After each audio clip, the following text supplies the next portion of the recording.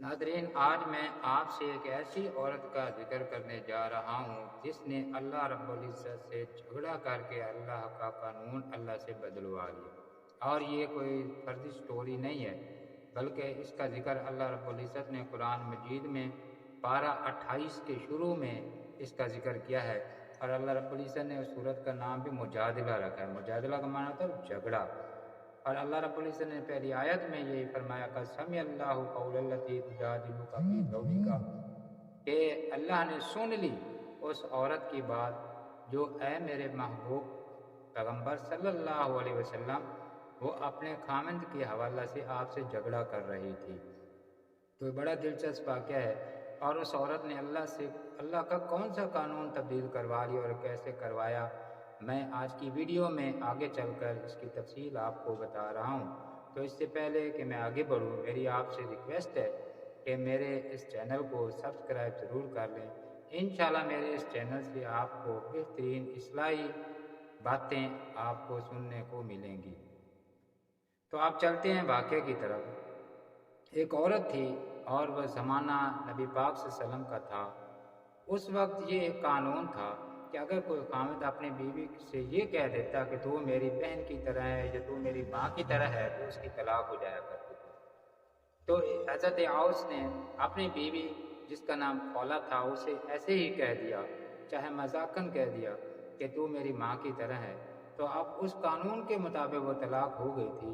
تو وہ روتے ہوئے نبی پاک صلی اللہ علیہ وسلم کے پاس آئی اور کہنے لگی، یا رسول اللہ صلی اللہ علیہ وسلم، مجھے میرے خاوند نے اس طرح کہا ہے، تو میرے تو چھوٹے چھوٹے بچے ہیں، وہ رول جائیں گے، ان کی پرورش کیسے ہوگی؟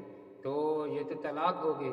تو پاک پیغمبر صلی اللہ علیہ وسلم نے فرمایا کہ اس وقت تک میرے اللہ کا بھی یہی قانون ہے کہ اس قانون کے مطابق تو آپ اپنے خامد پہ حرام ہو چکی ہیں اور آپ کو طلاق ہو چکی ہے، اور اس معاملہ میں بھی کچھ نہیں کر سکتا۔ تو سیرت نگاروں نے لکھا ہے کہ وہ خولا واپس گھر گئی ہے، گھر جا کے مصلح بچھایا ہے اور نفل پڑھے ہیں اور اللہ سے اپنی شکایت کرنے لگ گئی۔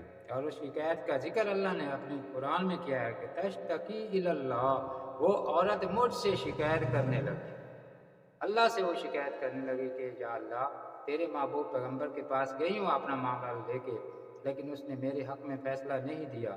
تو آج میں تجھ سے مخاطب ہوں کہ اللہ تو میرے حق میں فیصلہ فرما۔ اب دیکھیں، عورت ہو کہ اللہ کو پابند کر رہے ہیں کہ یا اللہ میرے حق میں فیصلہ فرما تاکہ میرا خامد مجھ پہ حرام نہ ہو۔ تو اس کے رونے رونے سے اللہ رب العزت نے اپنے محبوب پیغمبر پہ یہ آیات اتار دی اور قانون بھی بدل دیا کہ آج کے بعد اگر کوئی میاں اپنی بیوی کو اس طرح کہے گا تو اس کو طلاق نہیں ہوگی، بلکہ اسے کچھ آگے اس کا ذکر ہے قرآن مجید میں کہ غلام کو آزاد کرنا پڑے گا، اور اس طرح وہ اپنا اس کا ادا کر کے اپنی بیوی کو بچا لے گا اور اس کی بیوی اس پر حرام نہیں ہوگی۔ اس کا آگے اس کی تفصیل ہے، لیکن میں صرف آپ کو اتنا واقعہ بتانا چاہتا تھا کہ اس وقت کی عورتیں دیکھیں اللہ سے کیا کیا منوا لیتی تھی، اللہ سے اللہ کا قانون بدلوا لیا۔ تو دعا ہے کہ اللہ تعالیٰ آج کی عورت کو بھی ایسا ایمان عطا فرمائے کہ وہ اپنا ہر معاملہ اللہ کے سامنے رکھے اور اللہ سے مانگے اور اللہ سے سب امیدیں رکھے۔ السلام علیکم ورحمۃ اللہ وبرکاتہ۔